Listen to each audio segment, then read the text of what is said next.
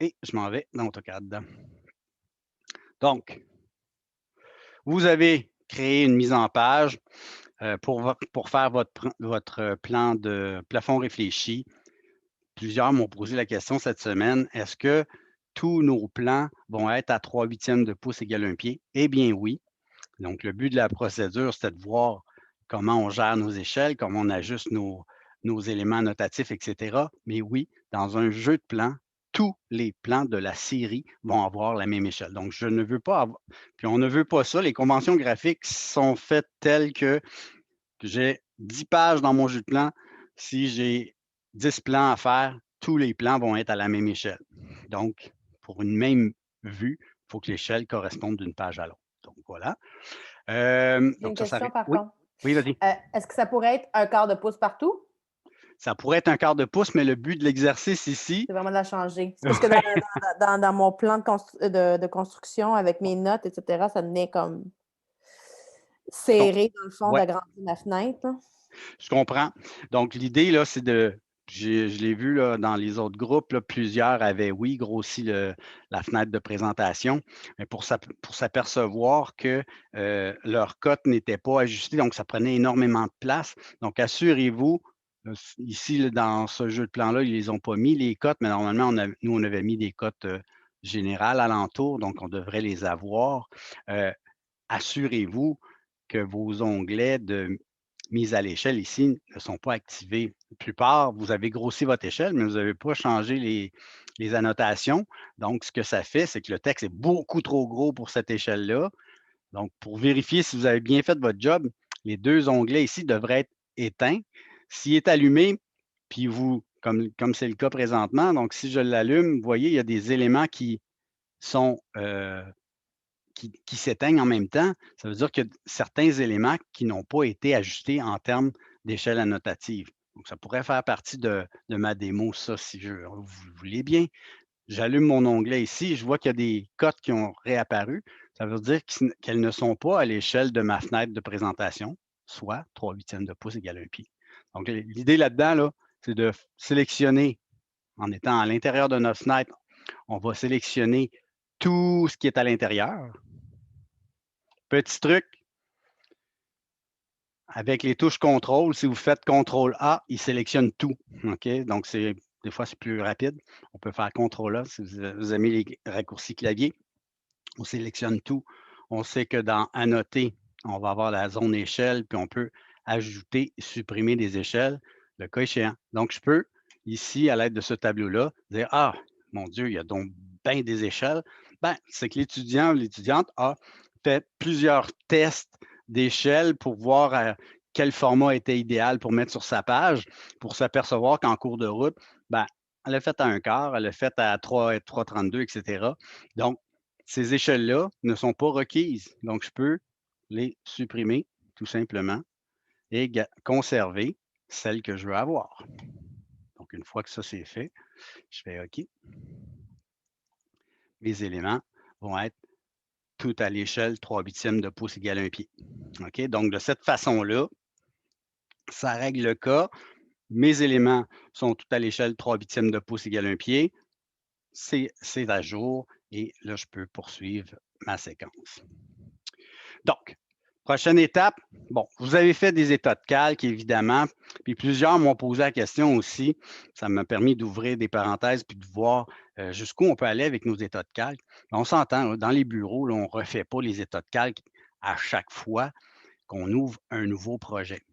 Donc, si on veut les avoir en tout temps quand on crée un nouveau projet, bien aussi bien les intégrer dans notre gabarit. Donc ça, je vais faire la petite démo. On peut intégrer nos états de calque dans notre gabarit, de sorte que quand on fait nouveau, ça va chercher notre gabarit, mais les états de calque vont déjà être dedans.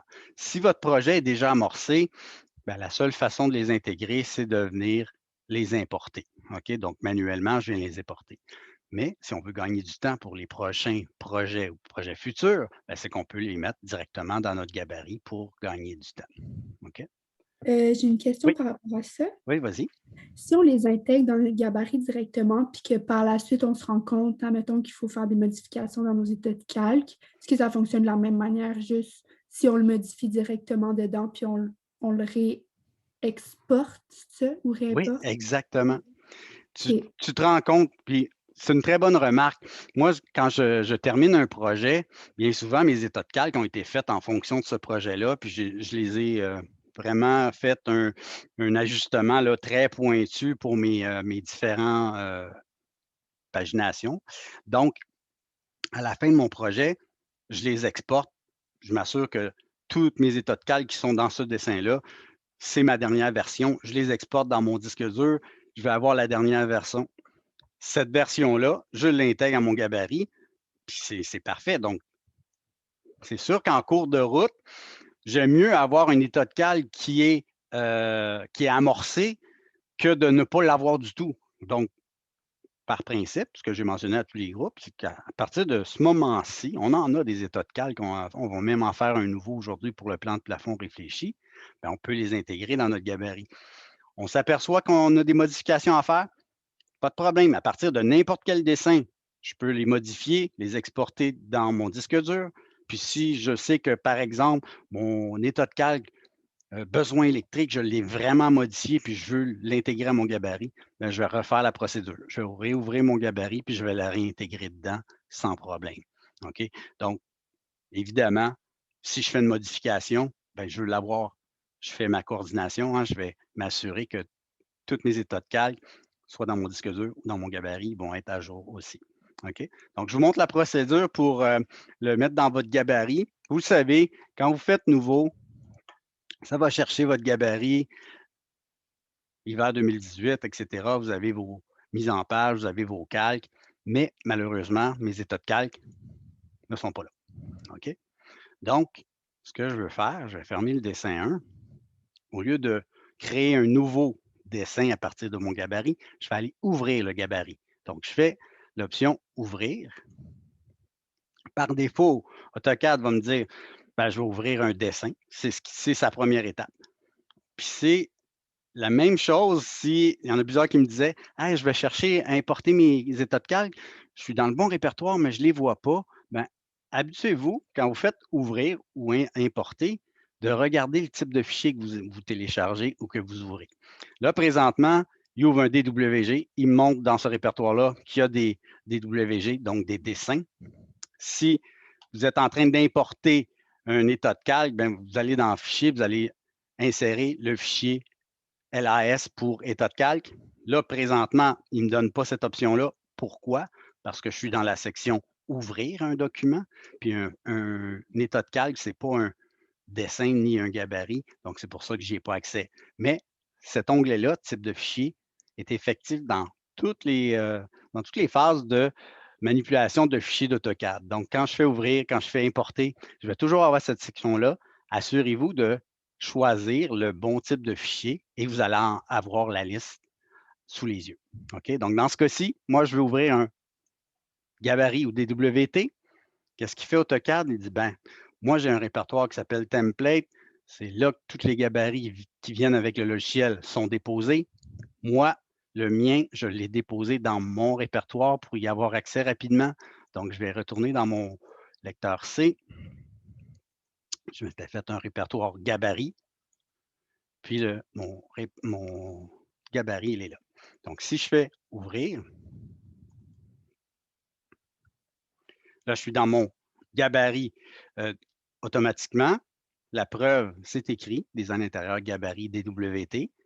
Donc, si vous remarquez la différence avec tantôt, quand je fais nouveau, il va chercher le gabarit, mais il convertit en dessin pour que je puisse faire mon projet. Là, je suis en train de modifier mon gabarit, d'où j'ai fait ouvrir le DWT. OK? Donc, les changements que je vais apporter là, quand je vais les sauvegarder, ça va se sauvegarder directement dans mon gabarit. Donc là, même procédure. Je viens dans mes états de calque, puis je vais faire importer. OK? Donc, gérer les états de calque. Moi, évidemment, ça fait 4 cours que je donne. Donc, mes états de calque sont déjà là, mais dans votre gabarit, sur vos postes, vous faites tout simplement importer, puis vous allez chercher vos états de calque pour les importer dedans. OK? Ce que je disais tantôt, la petite parenthèse sur les types de fichiers, plusieurs me disaient, moi, je vais aller chercher mes états de calque, mais je ne les vois pas. Ben, si par défaut, AutoCAD vous demande de regarder les DWG, ben, mon dossier est vide. Il n'y a pas de dessin là-dedans. Par contre, si je lui dis état de calque, je vais voir ma liste apparaître. D'accord? Donc, je les importe, puis je vais enregistrer mon gabarit. Je le ferme. Et la prochaine fois, quand je vais faire nouveau, il va aller chercher tous mes états de calque qui vont faire partie de mon nouveau projet. Donc, ça, c'est la procédure pour mettre à jour votre gabarit. Je vous avais parlé dans les semaines antérieures de vous créer un petit logo. Ben, même principe, hein, on pourrait avoir ça dans notre gabarit. La page Arche C, j'ai mis mon logo dedans. Ben, je pourrais l'intégrer dans mon gabarit. Comme ça, quand je vais utiliser le format Arche C, ben, mon bloc et mon logo sera là. Donc, je pourrais l'utiliser à ce moment-là. Donc, tous les ajouts que je peux faire à mon gabarit vont me faire gagner du temps en bout de ligne et je peux le mettre à jour et le peaufiner à ma guise. Dans les bureaux, on en a une multitude de gabarits, comme je mentionnais dès le départ. C'est qu'on peut avoir un gabarit pour tel type de projet, donc commercial, résidentiel, institutionnel et autres. Puis on peut aller plus loin que ça. En fonction de certains clients, il y a des critères différents. Je peux avoir un gabarit qui va être fait pour, j'en avais pour la Banque nationale, par exemple, pour les boutiques, pour etc. Donc, j'ai des gabarits pour toutes les circonstances et tous les types de clients, types de projets que je peux faire. Donc, voilà un petit tour d'horizon sur les gabarits. Donc, plan de plafond réfléchi. Évidemment, je ne pars pas de zéro quand je fais un état de calque. Moi, ce que je fais, c'est que j'utilise le dernier état de calque que j'ai fait, puis je vais l'ajuster. Donc, je vais allumer, éteindre certains éléments pour avoir à l'écran mon plan de plafond réfléchi. Donc, le plan de plafond réfléchi, là, c'est le seul plan qui, en fait, on ne regarde pas vers le bas, on regarde vers le haut ce qui se passe, donc d'où l'appellation plafond réfléchi. Donc, on regarde vers le haut. Donc, qu'est-ce que ça veut dire? C'est que tous les éléments qui sont plus bas que 5 pieds, donc tous les mobiliers qui sont bas, vont être éteints. Je ne verrai pas ça. Je ne verrai pas ma plomberie non plus, la baignoire, la toilette, tout ça, je ne vois pas ça. Donc, je vais toutes les éteindre puisque je regarde vers le haut pour voir mon plafond. Par contre, je vais voir les retombées de plafond.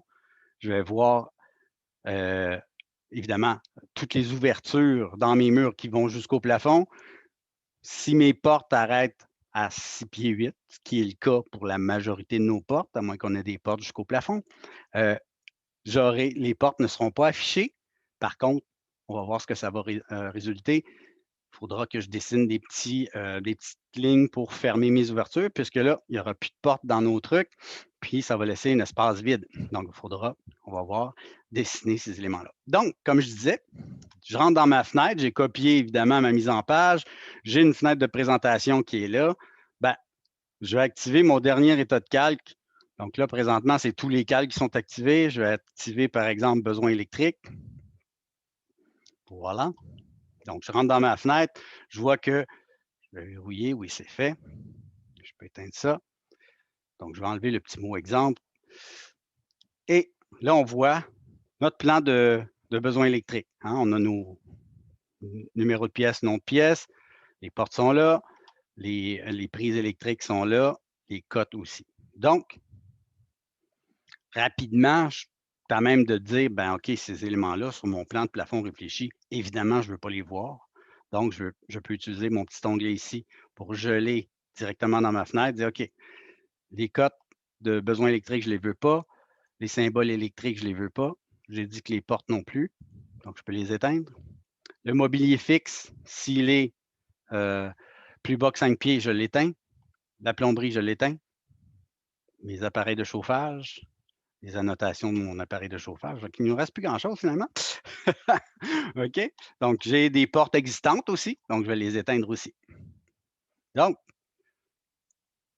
ça devrait être du mobilier fixe. Un mob fixe. Donc, ça, c'était existant. Donc, ça aussi, je vais l'éteindre. Donc, j'ai mes cloisons, principalement. J'ai mes numéros de pièces. OK. Qu'est-ce que j'allume maintenant dans ce plan-là? Ben là, on va aller voir dans notre tableau de calque.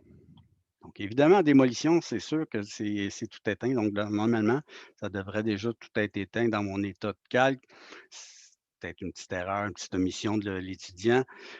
Donc, on ne les voyait pas. Pourquoi? Parce que dans le fond, oups, c'est pas ça. Ma souris, ouh, OK, fait des siennes. OK.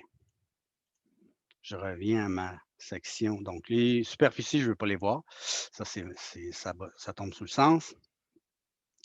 Les calques de démolition.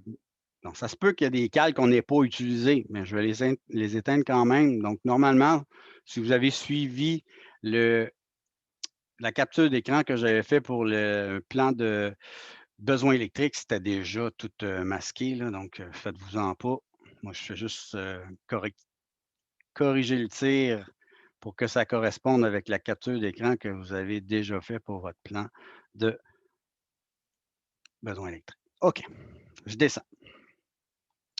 Donc, qu'est-ce que je veux voir dans la section nouveau? Bien, évidemment, l'éclairage devra être affiché. OK? Donc, ça veut dire que là, à partir du plan de plafond réfléchi, là, tout ce qui commence par plafond puis éclairage doit être visible. Donc, s'ils sont éteints, je vais les allumer d'emblée. OK? Moi, j'ai déjà amorcé mon plan, donc vous allez voir les trucs apparaître au fur et à mesure. Nouveau éclairage DIM, évidemment. Les annotations, oui. Cloison, non. Donc, éclairage, j'ai dit qu'on les allumait. Électrique, non. Ça fait partie de mon plan de besoin électrique. Et je descends et je vais allumer mes plafonds. Donc, nouveau plafond. Si vous avez des retombées de plafond à dessiner, c'est le calque nouveau plafond. Contrairement à notre plan de construction où les retombées de plafond étaient en pointillés, bien là, comme on regarde le plafond, mais ce n'est pas des pointillés que je devrais voir, c'est des lignes pleines. Donc, si jamais vous avez dessiné, il y en a qui avaient dessiné d'autres retombées de plafond, ou si vous avez conservé celle de l'entrée, la ligne devrait être sur nouveau plafond à ce moment-là. OK? Donc, tout ce qui est plaf, je les allume.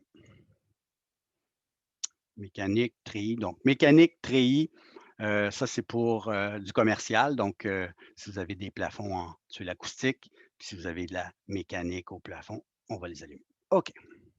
Donc, moi, j'avais déjà inséré des symboles, donc d'où on les voit apparaître. Je vais vous montrer comment les positionner. Mais si vous regardez au niveau des ouvertures, bien, ça a laissé des espaces vides au niveau des portes. Donc, si vous regardez, vous êtes à la maison, regardez en haut de vos portes, qu'est-ce que vous avez? Vous avez une portion de mur qui vont appeler un imposte ou partie de mur au-dessus de la porte. Donc, je dois dessiner ces lignes-là. Vous avez vu, j'ai commencé à en dessiner. Là. Je les ai dessinés pas mal partout. À l'entrée, j'ai laissé un espace vide pour vous montrer ce que ça donnait en éteignant le calque. Le calque qu'on utilise pour ça, évidemment, ça va aller dans Nouveau plaf pour plafond. Donc, normalement, je devrais avoir un calque qui s'appelle Imposte. Le voici. Je l'active et je viens tout simplement tracer les lignes de chaque côté pour fermer mon ouverture. Je n'ai pas besoin de mettre d'assurage dedans. C'est important de voir où sont nos ouvertures dans nos murs. Donc, l'entrepreneur, quand il voit un espace vide comme ça, c'est soit une nouvelle cloison ou l'emplacement d'une porte qui est là. Donc, ça nous montre un petit peu où sont placées nos ouvertures dans nos murs et si on a des nouvelles cloisons aussi.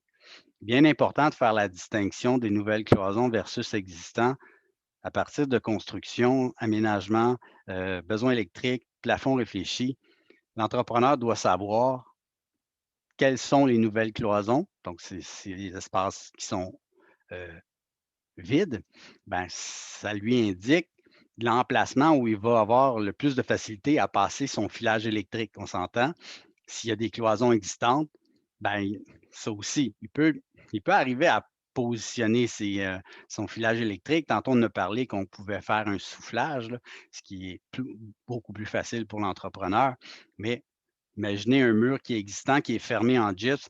Bien évidemment, il peut ficher le mur pour passer son filage, mais si le mur est à construire, bien, le filage va le passer plus facilement dedans. Donc, c'est important pour lui de voir les nouvelles cloisons, d'où on les laisse en vide. Positionnement des appareils d'éclairage que vous allez, donc, vous n'avez pas choisi d'appareil, vous n'avez pas fait de calcul d'éclairage. Moi, mon but, c'est pour ça que je vous ai donné le petit PDF. Vous allez avoir la liste, donc, des 3 appareils que j'ai utilisés pour pour les positionner, en fait. Donc, un encastré, donc directement dans le plafond en gyps, des suspensions si vous avez un îlot ou des éléments bas que vous voulez éclairer, donc des suspensions, des appliques murales, donc appareil contre le mur dans les salles de toilettes, donc au-dessus de la vanité, si vous voulez. Donc, vous pouvez mettre des encastrés, vous pouvez mettre des appliques murales. Donc, 3 types, donc 3 symboles graphiques. Vous le savez, vous avez inséré la légende, vous avez vu qu'il y en avait une dizaine, c'est hyper long. On va simplifier ça. C'est les 3 types qu'on va utiliser. OK? Donc, le symbole graphique, quand vous l'insérez, c'est un appareil d'éclairage. Son nom, ça devrait être représentatif. Donc, symbole éclairage appareil. Quand vous l'insérez, c'est un bloc dynamique. Donc, vous allez avoir tous les types d'éclairage que vous pouvez utiliser. Donc, un projecteur encastré en surface, la suspension, qui est celui-là, projecteur orientable, monopoint. Si vous décidez d'en mettre d'autres types, j'ai aucun problème avec ça. L'idée, c'est que dans votre légende, vous devez mettre le symbole que vous utilisez dans votre plan. Donc, le principe d'une légende, c'est d'utiliser les symboles qu'on utilise pour faire notre plan et ça doit être représentatif et ça doit être décrit. D'où ma petite légende que j'ai mis là. Donc, appareil encastré, la compagnie Lumen, je vous ai mis l'aspect. Vous pouvez écrire exactement la même chose. L'idée, c'est d'avoir un exemple de plan, puis d'avoir un exemple, montrer qu'est-ce qu'on doit inscrire dans nos légendes. La suspension, même chose, j'ai pris la compagnie Eureka avec le numéro de modèle, le fini, le diamètre, le type de lampe qui est à l'intérieur ou l'ampoule, c'est des LED que j'ai utilisés, 3000K ou 4000K, 9 watts ici dans ce cas-ci, puis l'applique murale, 12 watts dans la salle de bain. Donc ça, c'est les 3 symboles que j'ai utilisés. Comment on les dispose?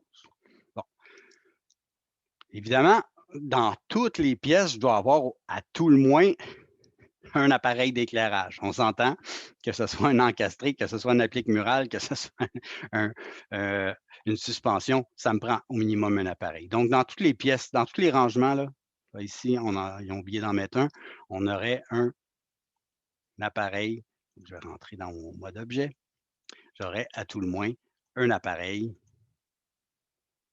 dans chaque rangement, de sorte que je puisse évidemment avoir une source lumineuse dans chacune de mes pièces.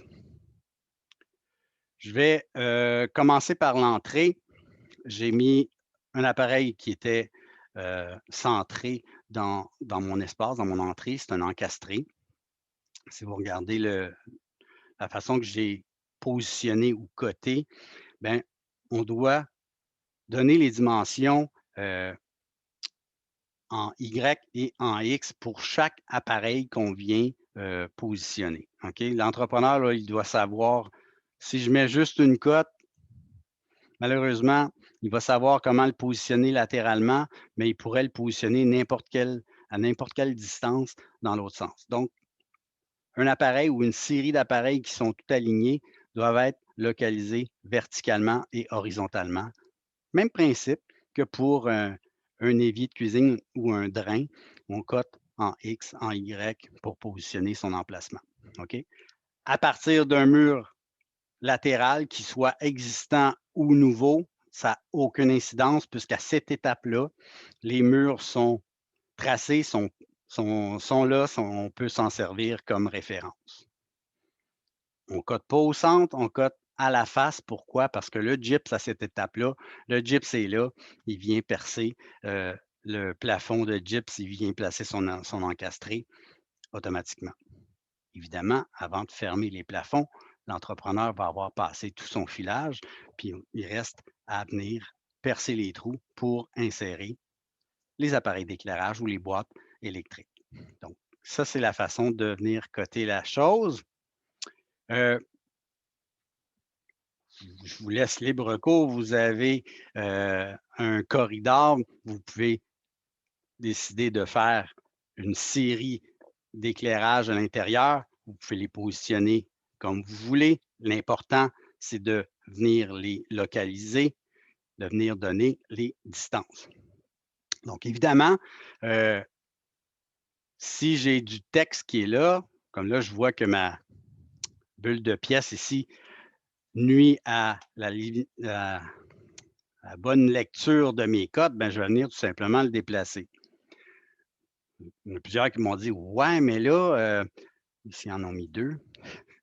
Ça arrive. Donc,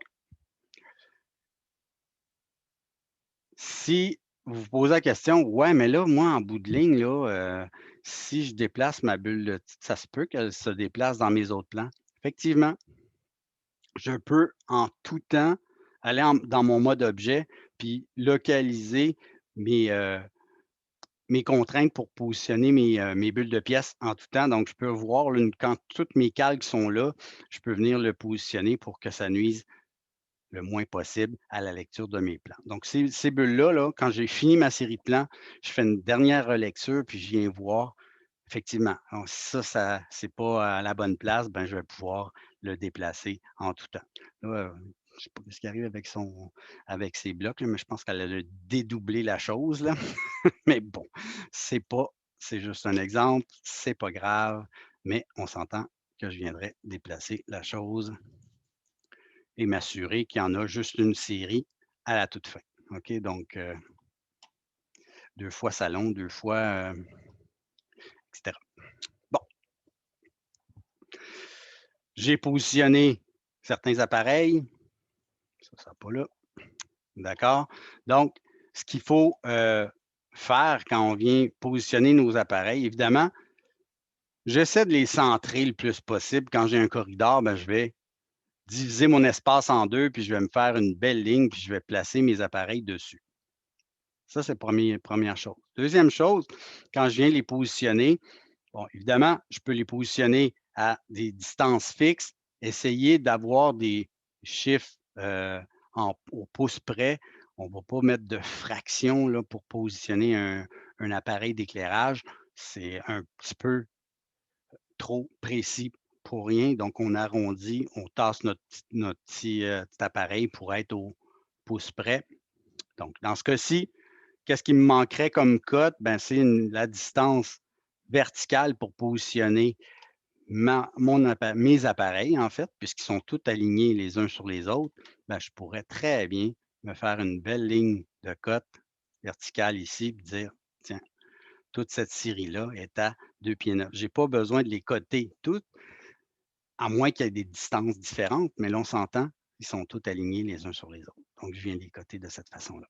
Donc, le positionnement des cotes, toujours en X, en Y, je viens les localiser le mieux possible et au final, on aura des interrupteurs à positionner, évidemment, puisque on veut pouvoir gérer ces appareils-là. Et on a vu que dans notre plan de besoin électrique, on a mis les thermostats, on a mis les appareils de chauffage, nos prises électriques, mais on n'a pas mis les interrupteurs. Pourquoi? Parce que les interrupteurs sont en lien avec notre éclairage. OK? Donc, même principe, les appareils, les interrupteurs, on va insérer un bloc. Je vous ai dit qu'on voulait le mettre à jour. Donc, dans les A, je vous ai déposé le petit symbole électrique. Donc, vous allez le télécharger sur votre poste, vous faites insérer, vous allez le chercher. Et quand vous l'insérez dans votre dessin, ça va vous dire ce message-là. Tu as déjà un bloc qui s'appelle symbole électrique interrupteur. Veux-tu le redéfinir? Eh bien oui, je vais le mettre à jour. De cette façon-là, quand vous allez l'insérer, je vais juste le mettre sur le bon calque pour les besoins de la cause. Donc, et le calque, si vous vous posez la question, nouveau éclairage, lien interrupteur. Donc, Ce bloc-là, pourquoi je vous ai demandé de le mettre à jour? Ben, c'est qu'en fait, j'ai apporté des modifications au bloc pour qu'il soit plus efficace. Si vous remarquez, il y a des petites poignées bleues qui apparaissent. C'est quand vous allez l'insérer, il va s'orienter automatiquement avec votre mur, qu'il soit à angle, qu'il soit vertical ou pas. Le symbole va s'orienter automatiquement avec votre mur. Puis, vous allez pouvoir inscrire ce que vous voulez à l'intérieur. Donc, c'est un bloc dynamique, oui, muni d'un attribut qui nous permet de venir inscrire des informations relatives à notre type d'interrupteur. Donc, dans les interrupteurs, vous avez évidemment, pour gérer l'intensité lumineuse, les G pour gradateur. 3 voies, c'est si vous avez un interrupteur qui vous permet d'allumer et éteindre une série ou un appareil à partir de 2 endroits différents. Donc, qui vient de l'anglais three-way. En fait, cet interrupteur-là comporte 3 fils qui me permet de pouvoir l'allumer et l'éteindre à 2 endroits. Les interrupteurs standards n'ont que 2 fils, un négatif et un positif, qui nous permet de juste l'allumer et l'éteindre et c'est tout. OK? Donc, 3 voies, je veux, exemple, à mon entrée et à un autre endroit dans mon condo, je veux pouvoir gérer tous mes appareils d'éclairage, les allumer, les éteindre. Quand je quitte, je veux pouvoir éteindre tout mon corridor, ben, je vais pouvoir le faire. Si je veux passer au séjour, puis je veux éteindre mon corridor, ben, je vais pouvoir le faire à partir d'un autre endroit. Donc, je vais mettre 3 voies à ce moment-là, c'est requis. Évidemment, si on inclut de la domotique là-dedans, ben, on peut aller avec des interrupteurs intelligents qui vont être gérés par notre téléphone cellulaire, évidemment. OK? Donc, par Wi-Fi. Donc, on pourra gérer aussi nos appareils d'éclairage si on veut aller là. Pour l'instant, restons dans les éléments standards. Utilisons les interrupteurs unipolaires. Donc, on l'allume, on l'éteint d'un endroit. 3 voies si je veux l'allumer et l'éteindre à partir de 2 endroits. Puis gradateur si je veux gérer l'intensité lumineuse d'un certain circuit. La petite lettre minuscule qui vient à la toute fin, c'est en fait le lien électrique. Je ne sais pas si vous avez sûrement ça, des interrupteurs multiples côte à côte qui nous permettent d'allumer un appareil, donc gérer les zones d'éclairage avec nos interrupteurs. L'idée, c'est de mettre, si j'ai besoin de 3 interrupteurs côte à côte, je les mets 3 symboles. Puis si je dis avec un A, ben, c'est parce que ça va allumer, exemple, mon appareil L1. Je vais mettre un petit A à côté.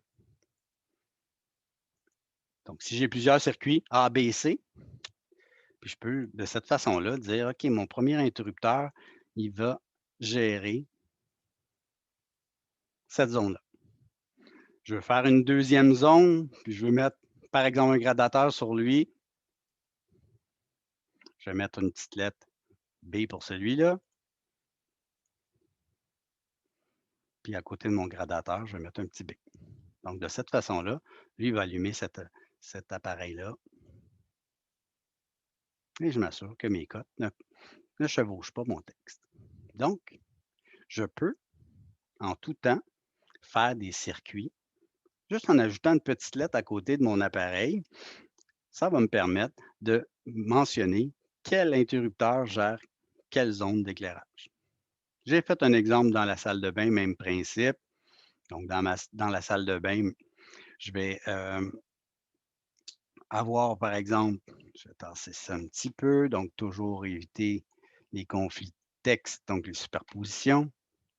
Donc, j'ai un gradateur A, il va gérer les appareils ici, celui-là aussi. Comme ça. Le B, ici, on pourrait insérer un ventilateur, par exemple, pour nos salles de bain. Donc, dans notre légende, on devrait avoir ça. C'est un petit carré avec un V dedans, donc c'est ce qu'on va insérer dans notre plafond. Donc, ici, on pourrait insérer notre ventilateur. Même principe que pour les appareils d'éclairage, je viens le localiser en X, en Y. Ah oui, l'autre chose aussi, c'est quand vous placez vos appareils d'éclairage, il y en a plusieurs qui me disaient, ben oui, mais moi, j'aimerais ça pouvoir voir soit ma vanité, mon mobilier ou mon îlot, par exemple, pour pouvoir placer mes appareils. Ben, servons-nous de nos calques à ce moment-là et ça va nous permettre temporairement d'activer des calques pour voir notre plan. Donc, c'est de la façon qu'on travaille là, avec nos papiers calques. Hein. On déroule nos papiers, puis là, on vient ajouter les différents éléments, mais on voit en arrière-plan notre mobilier. Ben, même principe ici. C'est une bonne idée. Allumons temporairement notre calque. Donc, si vous avez du mobilier fixe existant, vous pouvez l'allumer. Si c'est le cas, vous avez du nouveau mob aussi. Donc, temporairement, je vais juste les allumer, juste pour avoir l'emplacement et là, dire, OK, moi, je vais placer mon appareil d'éclairage en plein centre de notre truc. Je vais placer mes appliques murales de chaque côté pour bien les positionner. Je vais venir mettre des cotes là-dessus aussi. Donc, de cette façon-là, en voyant notre aménagement, ben, on peut venir positionner nos suspensions au-dessus de l'îlot. OK? Donc, ça ici, je veux que ça soit une suspension. Je vais lui mentionner quel type d'appareil je veux avoir. OK? Donc, je peux en tout temps venir sélectionner le type d'appareil juste en cliquant sur mon onglet. Si vous posez la question pourquoi il n'était pas changé, ben, c'est que moi, bien souvent, j'en insère un, j'insère mon appareil d'éclairage, je le copie partout, puis une fois qu'il est positionné, je viens déterminer quel type je veux avoir juste en cliquant dessus. Donc, c'est une façon rapide de venir les positionner. OK? Une fois que vous avez terminé de votre mobilier, ben, vous vous assurez de l'éteindre, évidemment. Donc là, j'ai 2 bulles de pièces, on va les éteindre, on va en garder juste une série. OK, c'est fait. Donc, principe de base, assurez-vous d'avoir les appareils par zone. Donc, si vous avez une pièce à air ouverte, ben, vous avez défini des zones avec des superficies, mais assurez-vous que dans chaque zone, vous allez avoir à tout le moins 2 appareils d'éclairage. Dans vos rangements, un appareil d'éclairage, évidemment. Puis, une fois que vous les avez positionnés, venez placer vos cotes pour les positionner. Donc, ça, c'est le principe. Vous avez des retombées, ben, vous devez les dessiner. Donc, dans ce cas-ci, la personne avait décidé d'enlever la retombée à l'entrée, c'est du 9. Donc, on a 9 pieds partout dans le condo. Donc, on a mis une petite bulle de hauteur. Donc, notre symbole bulle de hauteur nous permet de venir inscrire la hauteur et aussi indiquer quel type de plafond on a dans ce cas-ci, plafond de gyps. Si vous avez plusieurs hauteurs, ben, on met un symbole dans chaque zone, puis on vient déterminer où notre retombée est positionnée, puis on vient mettre les différentes hauteurs dans les zones. Au niveau de la légende, ben, vous avez remarqué, hein, quand vous l'avez inséré, là, la légende était immense. Vous avez tous les interrupteurs, vous avez tous les types d'éclairage possibles. On a réduit ça au minimum. Dans les légendes de plafond, vous aviez plafond de gyps, plafond en tuile acoustique, etc. Nous, dans notre cas, c'est juste du plafond de gyps. Donc, on a enlevé cette section-là. On a conservé juste la bulle de hauteur. C'est ce qu'on a ici.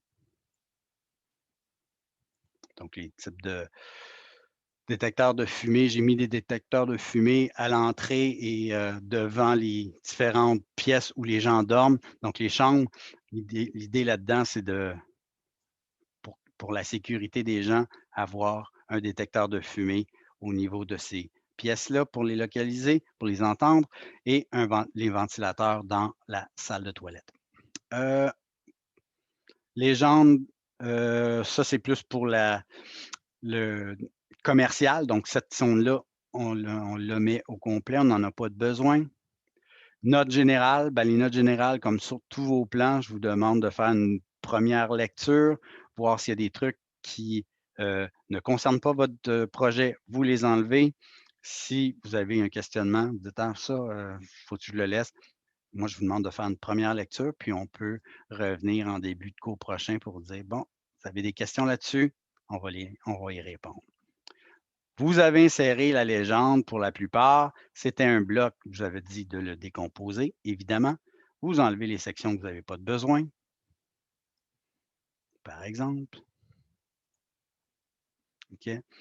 Faites attention quand vous changez les calques de ces légendes-là.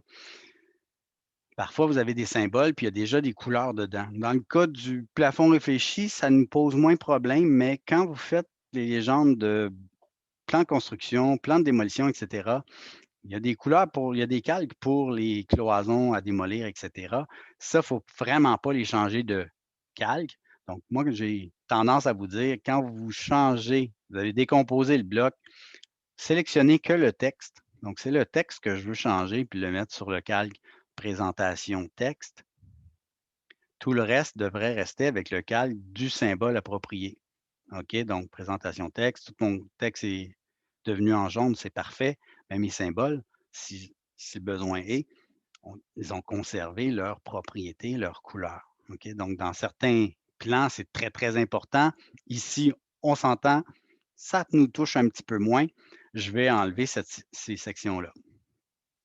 Ça, c'est une autre remarque que les gens me faisaient, me disaient: «Ben là, quand j'enlève ce texte-là, ça enlève tout, je veux conserver certaines portions». Un paragraphe, c'est un ensemble de textes, c'est comme un bloc. Je peux décomposer mon paragraphe et là, à ce moment-là, je vais pouvoir supprimer la portion que je veux. Pourquoi? Parce que le texte ici est devenu des lignes de texte uniques. Donc, je peux les positionner, les déplacer, faire ce que je veux avec. Donc ça. Dernier truc et non le moindre, vous avez un paragraphe assez long pour les notes générales. On va le positionner en dessous et j'aimerais ça pouvoir faire 3 colonnes.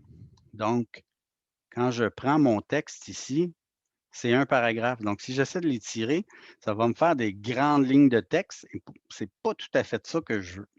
Donc, je vais cliquer sur le texte.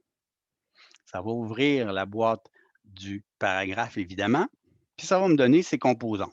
Donc, je peux ajouter des puces, des numéros, et cetera. C'est un traitement de texte. Moi, ce que je veux faire, c'est le diviser en colonnes. Donc, dans la section colonnes ici, je peux lui dire, je veux 3 colonnes identiques. Donc, ça va faire mes 3 colonnes ici. Donc, si je sors de mon paragraphe, ça a fait mes 3 colonnes. Super. Si j'étire un petit peu et si je réduis mes trucs, je vais pouvoir jouer avec mes largeurs. Donc, je vais pouvoir étirer mon texte sans que ça devienne des phrases à l'infini. OK? Donc, ça va me faire des colonnes que je vais pouvoir ajuster avec les petites flèches. Donc, si j'étire ça, plus mon texte est long, donc il va faire au maximum 3 colonnes. Si j'ai pas, ça ne rentre pas dans le bas de mon plan, je vais pouvoir le réduire un petit peu. Là, ça va faire mes 3 colonnes. Je peux réduire ça pour rapprocher mes colonnes. Donc, très facile d'utilisation. L'idée, c'est d'entrer dans le paragraphe et de venir lui mentionner que vous voulez avoir des colonnes statiques, donc 3 colonnes.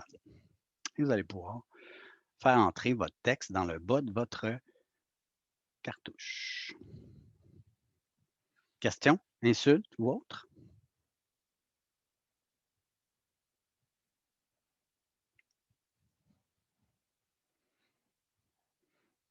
J'ai mis dans les A, évidemment, l'exemple PDF de ce plan-là. Donc, vous allez voir ce qui est requis sur le plan. Vous devez adapter en fonction de votre aménagement la position de vos appareils. Ce n'est pas un calcul, donc le nombre est vraiment aléatoire. Il n'y aura aucune note par rapport euh, au calcul d'éclairage, puisque ce n'est pas un cours d'éclairage, mais l'idée, c'est de venir positionner nos appareils et de mettre les cotes pour pouvoir les faire l'installation. Donc, l'entrepreneur veut savoir où les positionner à l'aide de nos cotes. Est-ce que ça va pour tout le monde? Ça va être une Oui. capsule, ça va être une capsule à réécouter.